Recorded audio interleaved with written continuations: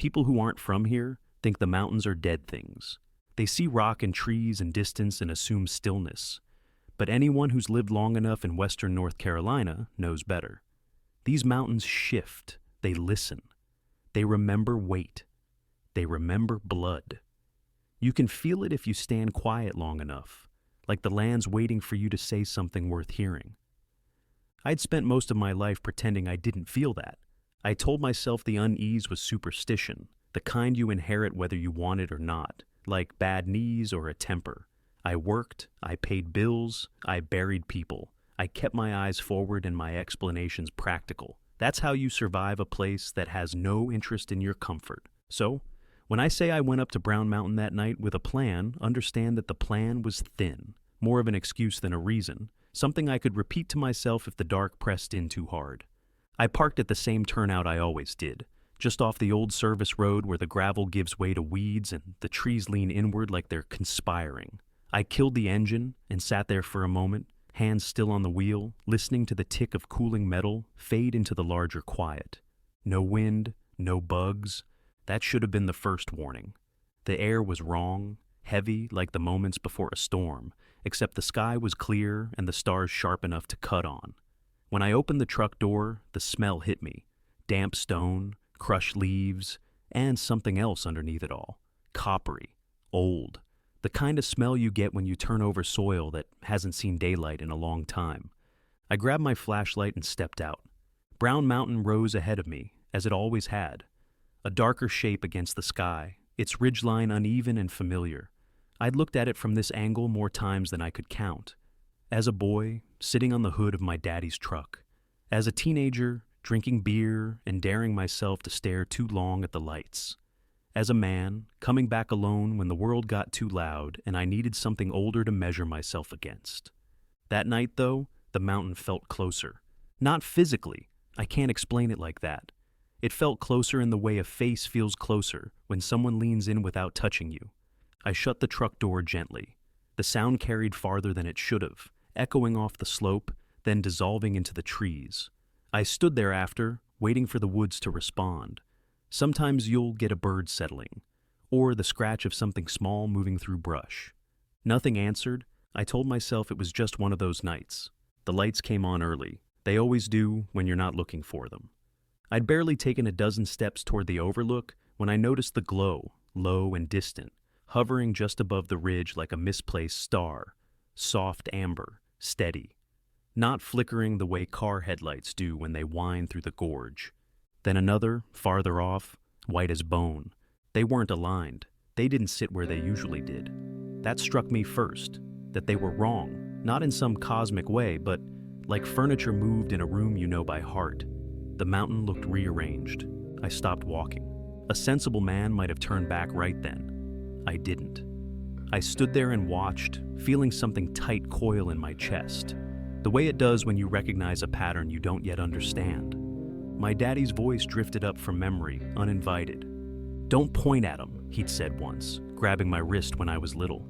Things that shine like that don't like being singled out. I almost laughed at myself for thinking of it. Almost. The lights began to move, not drifting, not bobbing. They rose, slow, deliberate, as if lifted by something below them. The amber one climbed higher than the white, stretching upward on a darker shape that swallowed the sky around it. I squinted, my eyes trying to make sense of what they were seeing. The shape wasn't solid. It wasn't smoke either. It had form but not edges. It curved as it extended, bending slightly like a joint testing its range. I felt cold then, deep in my gut, because I knew that motion. Years ago, after a hard rain, I'd found a snail on the back steps. I remember crouching low, fascinated by the way its eyes rose up on thin stalks, glossy and searching. I'd reached out without thinking and brushed one with my finger. It recoiled instantly, snapping back into the snail's head like it had been burned. Standing there on Brown Mountain, watching the lights lift and angle, that memory slammed into me with the force of something remembered too late. The white light tilted, adjusted, like it was focusing. The ground vibrated beneath my boots, not shaking, settling. A pressure change that rolled through the soles of my feet and up my legs, like standing on a bridge when a heavy truck passes beneath you. Somewhere deep under the mountain, stone shifted against stone, accompanied by a sound I felt more than heard, a slow, wet drag. I swallowed and forced myself to breathe, in through the nose, out through the mouth. I'd taught myself that trick years ago, back when panic attacks still surprised me. "You're tired," I told myself. "That's all. Long week, old stories stirring your head." I took another step forward. The lights multiplied. One bloomed farther down the ridge, then another, and another. Different colors, amber, pale white, a faint red like the inside of a wound. They rose at different heights, each one perched atop its own impossible stalk, swaying independently, crossing paths without touching. They moved against the wind, because there was no wind. I turned on the flashlight. The beam cut a clean line through the dark, catching on bark and rock and the pale gleam of lichen. It steadied me, anchored me in the near world. I swept it slowly across the slope ahead, half expecting and half dreading that it would catch one of those stalks rooted in the earth like some obscene plant. It didn't. What it did catch was worse. 10 yards ahead, something pale bulged up through the leaf litter. At first glance, it looked like a sack of clay pushed up from below, smooth and wet-looking, as if the earth itself had blistered. Then it pulsed, once, twice, in time with the vibration under my feet. I took a step back before I realized I was doing it. The smell intensified, copper and rot, and something like hot stone. My mouth filled with saliva, sharp and sour.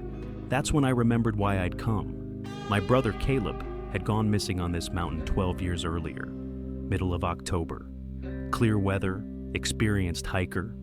They said he must have slipped, fallen into one of the ravines. Exposure, they called it. Because exposure doesn't require proof. They never found him. They found his pack, though, torn open, straps shredded like they'd been worried apart rather than cut. They found his boots 50 yards from the trail, laces still tied, the leather collapsed inward like something had been inside them, and then left. I'd told myself a story that let me sleep at night. Standing there now, watching the lights look around, I felt that story begin to rot. A sound came from the woods to my left, a low creak, like a tree bending under weight. I swung the flashlight toward it, heart hammering. The beam caught movement. Something long slid back into the ground just as the light touched it, leaving behind a furrow in the soil, raw and glistening. The earth closed around it slowly, reluctantly, like flesh around a withdrawn blade. I gagged. The vibration intensified. Stone groaned beneath the mountain, not cracking, flexing, as if something vast had shifted its posture, redistributing itself beneath the ridgeline. The lights responded immediately, several of them rising higher, others lowering, adjusting angles like eyes tracking a new point of interest. Me. I realized then why the lights sometimes vanished all at once, why they returned in different places. They weren't roaming the mountain, they were mounted on it. No, worse. They were mounted on something inside it. My flashlight flickered, just once, enough to spike terror straight through my spine. I slapped it instinctively, the beam steadying again, but the damage was done. The darkness felt closer now, like it had taken advantage of that brief blink to lean in. The pale bulge in the ground ahead split, not open, apart. A seam appeared down its center, stretching, revealing darker flesh beneath. The smell became unbearable. I retched, barely managing to keep my feet under me. From somewhere deep below, a sound rose, a long, resonant exhale. The lights all turned at once. Every glowing point along the ridge pivoted in perfect unison, angling downward, converging on my position. Dozens of them, maybe more. Their stalks crossed and bent, weaving over one another in slow, deliberate arcs, like the feelers of some titanic insect tasting the air. I thought of my brother then, not as a body, not as a ghost, as a moment when he realized the mountain wasn't empty. The ground lurched. I fell to one knee, gravel biting into my skin. My flashlight clattered but stayed lit, the beam jittering wildly before settling on the slope ahead. The earth was rising, not erupting, lifting as if something massive beneath it was pressing upward, testing the limits of stone and soil. The trees shuddered, roots straining. Dirt cascaded downhill in sluggish waves. And through it all, the lights watched, patient, curious, hungry, in a way that had nothing to do with need. I finally understood the truth that had been circling my life since childhood. Brown Mountain wasn't haunted. It was inhabited, and it had known my name long before I ever came back to ask questions.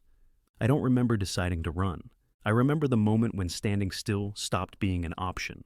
The ground heaved again, harder this time, and I felt something give beneath my boots, a subtle collapse, like stepping onto a rotten floorboard just before it breaks. Pebbles skittered downhill, chased by clods of wet earth, and one of the trees ahead of me tilted, roots tearing free with a sound like ripping cloth. That did it. My body moved before my thoughts caught up. I lunged backwards, spun, and ran for the tree line, my flashlight beam whipping uselessly across trunks and undergrowth. Branches lashed my face and arms as I crashed through. The smell of crushed leaves and churned soil thick in my nose. Behind me, the mountain moved, not chasing, not lunging, reorienting. The vibration followed me into the woods, a constant rolling pressure that made my teeth chatter and my vision blur. I could feel it through my bones, a deep subsonic hum that resonated in my chest like a second alien heartbeat. The lights didn't disappear when I broke cover. They threaded between the trees. I risked a glance over my shoulder and nearly lost my footing when I saw them, dozens of glowing points sliding silently through the forest, their stalks bending and weaving around trunks with obscene grace. They moved independently now, no longer in that eerie unison, some dipping low to peer beneath brush, others lifting high to clear the canopy. Hunting. The word landed in my head with awful clarity. I stumbled down a narrow trail without recognizing it, my boots slipping on damp leaves. This part of the mountain dipped sharply, the ground uneven and treacherous. I'd walked it 100 times in daylight. At night, with the forest alive behind me, it felt like a trap I'd laid for myself years ago and finally stepped into. Something brushed my leg. I screamed, an undignified animal sound, and kicked wildly, my boot connecting with something soft and resistant. The thing recoiled, sliding back into the undergrowth with a wet hiss, and I caught a glimpse of it in the flashlight beam before it vanished. A stalk, shorter than the others, thicker. Its surface wasn't smooth like the ones rising from the mountain proper. It was ridged, corded with muscle that rippled as it withdrew. The glowing tip at its end blinked once, rapidly, like a startled eye. Then it was gone. My foot hit empty air. I went down hard, tumbling into a shallow ravine, my shoulders slamming into rock hard enough to knock the breath out of me. The flashlight flew from my hand, clattering somewhere uphill, its beam cutting a wild arc through the dark before coming to rest against a tree. I lay there gasping, pain blooming white-hot down my arm, the taste of blood sharp on my tongue. For a moment, there was only the sound of my own breathing. Then the ground beneath me shifted, not violently, not yet. It flexed like a muscle testing its range. I scrambled, digging my fingers into dirt and roots, dragging myself upslope toward the fallen flashlight. My hand closed around it just as the earth behind me bulged upward, swelling grotesquely before splitting open. Something emerged. At first I thought it was another stalk, until I saw the width of it, the thickness. This thing was as wide as my torso, its surface slick and pale, veined with darker lines that pulsed in slow waves. It rose from the ground in a lazy arc, bending toward me, the glowing eye at its tip dilating as it caught the flashlight beam. The light reflected back wrong, not like glass, not like an animal's eye shine. It absorbed the beam, drinking it in, and for a terrible second, I saw through it. Saw a depth behind the glow that made my vision swim. Layers, movement, other lights, distant and innumerable, shifting in response. The stalk lunged. I rolled just in time, feeling it pass inches from my head, the air displaced by its movement warm and foul-smelling. It struck the ground where I'd been, punching a crater into the soil with a wet, meaty thud. I didn't think, I ran. I bolted uphill, lungs burning, shoulders screaming with each stride. The flashlight bounced wildly in my grip, but I didn't dare slow down to steady it. Behind me, the forest came alive with motion. Stalks erupted from the ground at irregular intervals, bursting through soil and leaf litter, snapping saplings like matchsticks. Some withdrew just as quickly. retreating underground with a sound like suction. Others lingered, swaying, their eyes tracking me with terrible patience. They weren't trying to catch me, they were hurting. The realization hit as the trail narrowed, funneling me toward a rock outcrop that jutted from the slope like a broken jaw. I veered left, trying to break pattern, and nearly slammed face first into another stalk that rose silently from the ground in front of me. I skidded to a halt, slipping in mud, and the stalk leaned closer. Up close, I could see the texture of it, the faint ridges spiraling along its length. The translucent skin stretched so thin, I could make out darker structures moving beneath. Cords tightened and relaxed as it adjusted its angle, positioning its glowing eye inches from my face. I could smell it now, hot, wet, and mineral-rich, like the inside of a wound that never scabbed over. The eye contracted. I felt a pressure behind my own eyes, sudden and intense, like someone had shoved their thumbs into my sockets. Images flooded my mind, fractured, overlapping impressions that weren't memories, not mine. Darkness layered with depth, weight. Time measured not in years, but in erosion and accretion. A sense of place so vast and intimate, it made my stomach churn. I saw bones, not scattered, arranged, pressed into cavities and seams within stone. Human shapes flattened by pressure, their outlines blurred, their identities erased until they were nothing more than density differences in a greater mass. I screamed and tore myself free, ripping my gaze away from the eye. The pressure vanished instantly, leaving me disoriented and nauseous. I ran again. My foot caught on a root and I went down hard, rolling onto my back. Before I could scramble up, something heavy slammed onto my leg. Pain exploded up my spine. I looked down and saw a stalk coiled around my calf, its flesh compressing with terrifying strength. The eye at its tip hovered inches from my knee, glowing brighter, pulsing in time with my heartbeat. I brought the flashlight down like a club, smashing it against the stalk again and again. The blows landed with dull, sickening thuds, and the stalk tightened in response, its surface dimpling under the impact. Then it reacted. The eye flared, and a secondary filament whipped out from beneath it, thin, whip-like, lined with tiny barbs that sank into my skin before I could pull away. White-hot agony ripped through my leg as the barbs hooked deeper, anchoring themselves. I howled. The stalk began to retract, dragging me across the ground toward the ravine. Dirt filled my mouth. Rocks tore at my hands as I clawed uselessly at the earth, my nails splitting and bleeding. Something snapped inside me then. Not courage, not resolve, desperation. I jammed my fingers into the stalk's flesh where it thinned near the eye, pushing past the slick surface. Ignoring the way it burned and stung, the tissue gave with horrifying ease, splitting open under my grip. The stalk screamed. The sound wasn't loud, it was internal, a vibration that rattled my skull and made my vision strobe. The grip on my leg loosened reflexively, and I tore free, rolling downhill and coming to rest against a tree trunk. The stalk recoiled, its eye dimming erratically, the barbed filament snapping back into itself. It slid underground in a convulsive rush, leaving behind a furrow that oozed dark fluid. I lay there sobbing, clutching my leg, pain radiating outward in nauseating waves. Blood soaked my pant leg, warm and sticky. The lights above intensified. More stalks rose in the distance, their eyes brightening, angling downward. The ground trembled again, stronger this time, as if the mountain itself had taken offense. I realized then what I'd done. I hadn't hurt it. I'd hurt something that belonged to it. The pressure returned, heavier than before, bearing down on me from all sides. The earth beneath my back felt warm now, almost hot, and I could feel movement below. Slow, massive shifts that made my skin crawl. A thought formed in my mind, unbidden, fully formed and absolute. You are too small to be lost. I laughed then, a thin, hysterical sound that scraped my throat raw. That's not how it works, I whispered, though I didn't know who I was arguing with. People disappear here all the time. The pressure eased slightly like amusement. The lights began to withdraw, not retreating, repositioning, drawing back toward the ridge, their stalks sinking into the earth or stretching away through the trees. One by one, they vanished, until only a single glow remained, high above, steady and watchful. The forest went still. No insects, no wind, Just me, broken and bleeding, alone on the slope. For a long moment, I thought it was over, that I'd been tested and found uninteresting, that whatever lived beneath Brown Mountain had satisfied its curiosity. Then the ground beneath me opened, not splitting violently, but parting with deliberate care, like hands pulling back a curtain.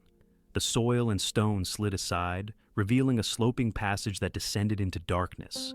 Heat rolled out of it, carrying that copper rot stench, thick enough to choke on.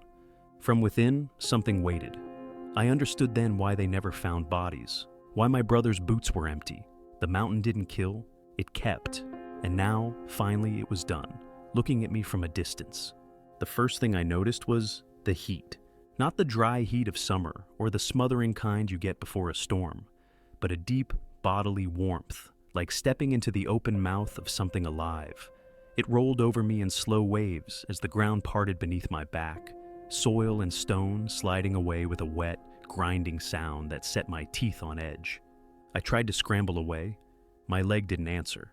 The pain hit a second later, sharp enough to steal my breath. The barbs embedded in my calf had torn deep, and whatever numbness shock had granted me was already wearing thin. I clawed at the dirt with my hands, nails splitting again as I tried to drag myself uphill. The earth pulled me down instead, not fast, not violently, with patience. The slope beneath me angled downward, and gravity did the rest. I slid feet first into the opening, rocks scraping my back, my boots knocking loose stones that clattered ahead of me into the dark. The walls closed in as I descended, packed soil giving way to bare stone, slick with moisture. The opening sealed behind me, not with a crash, with a sound like a sigh. The darkness wasn't total. A faint glow emanated from deeper within the passage, pulsing slowly, rhythmically, like a distant lighthouse seen through fog. I clutched the flashlight in shaking hands and turned it on again, the beam cutting through the gloom. The tunnel wasn't natural. It curved too smoothly, its walls scored with long, shallow grooves that ran parallel to one another, like the inside of a throat shaped by endless passage. The stone was warm to the touch, almost hot in places, and it flexed slightly under my palm when I pressed against it. I recoiled, bile rising in my throat. The ground beneath me vibrated. A low, resonant hum filled the passage, felt more than heard, rattling my bones and setting my injured leg aflame with pain. The glow ahead brightened in response, and I realized with a sickening certainty that it was aware of me now in a way it hadn't been before. Above ground, I'd been a curiosity. Down here, I was cargo. The tunnel leveled out and widened abruptly, opening into a vast chamber that stole what little breath I had left. The flashlight beam vanished into it, swallowed by scale. The chamber stretched farther than I could see, its ceiling lost in shadow, its floor uneven and alive with slow, shifting movement. The glow came from everywhere and nowhere at once. Dozens, hundreds of softly luminous points embedded in the walls, the floor, the ceiling. Eyes. Not all of them active. Some dim, some bright, some shuttered closed like lids drawn tight. The smell was overwhelming. Copper, rot, damp stone, and underneath it all, the unmistakable scent of meat. I slid to a stop at the chamber's edge, my back pressed against the tunnel wall. My light trembled as I swept it across the space, and that's when I saw them. The bones. They weren't piled, they weren't scattered, they were integrated. Human shapes were embedded throughout the chamber, partially subsumed by stone and flesh alike. Arms fused into walls. Rib cages flattened and stretched, their shapes warped by pressure until they resembled geological formations more than remains. Skulls stared blindly outward, some cracked, some whole, their empty sockets dark and dry. Some of them still had hair. Clothing remnants clung stubbornly in places. Bits of denim, a jacket sleeve, the frayed strap of a backpack, slowly being absorbed, threads unraveling into the living substrate around them. I recognized a boot. The tread pattern was worn smooth in a way I knew by heart. Caleb's. A sound escaped me then. Not a scream, not a sob. A noise like something tearing loose inside my chest. The ground shifted beneath me, and a pressure built behind my eyes again, stronger than before. Images flooded my mind, no longer fragmented, no longer distant. This time, they wanted me to understand. I saw the mountain as it truly was, not a singular creature, not a body in any way my mind wanted to define. It was an accumulation, a convergence, a thing grown over epochs, layer upon layer of matter and memory and consumption, fed by the slow migration of stone and the brief, bright presence of living things. It did not move often, it did not need to. When it did, it reshaped the land. The eyes were not organs in the way animals have organs. They were extensions, probes. Curiosity made flesh. They grew where they were needed, retracting when they were not, leaving behind scars that the mountain wore like rings in a tree. The stalks were grown to observe the surface, to sample movement and light and sound in a world that passed too quickly to be trusted. People were anomalies, too loud, too transient, too soft. Most passed unnoticed, some did not. I felt the mountain's awareness settle fully onto me, vast and impersonal, like a hand placed over an anthill. It did not hate me, it did not even fear me. I was simply present. The chamber floor rippled. A mass rose at its center, slow and deliberate, displacing bone and stone alike. The glow intensified as the thing emerged, and for the first time, I saw a portion of what the eyes were attached to. There was no single shape, no face, no symmetry. It was a convergence of bulk and tension, a mountainous accumulation of tissue and mineral fused beyond separation. Veins the size of tree trunks pulsed sluggishly through it, carrying fluids that glimmered faintly with bioluminescence. Plates of stone jutted from its surface, overgrown with flesh that had learned to tolerate their intrusion. From this mass, stalks rose and fell, extending and retracting in slow waves, their glowing tips swiveling independently. Dozens of eyes turned toward me. I tried to speak. What came out was a broken whisper. Why? The pressure in my skull intensified, and the answer came not in words, but in weight. Because I was here. Because I had returned. Because the mountain remembered my brother, and now it remembered me, and recognition mattered to it in a way I had never considered. I realized then that Caleb hadn't been taken by accident.